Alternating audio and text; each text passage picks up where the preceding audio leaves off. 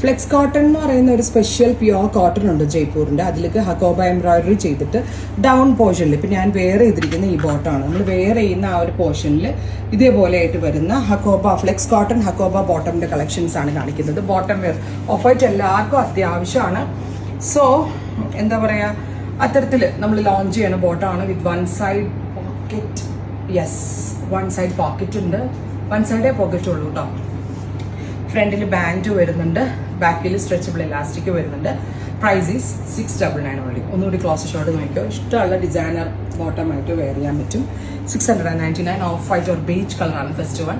നല്ല pure cotton ആണ്, miss ചെയ്യരുത്, ട്രൈ ചെയ്ത് നോക്കുക. Thank U.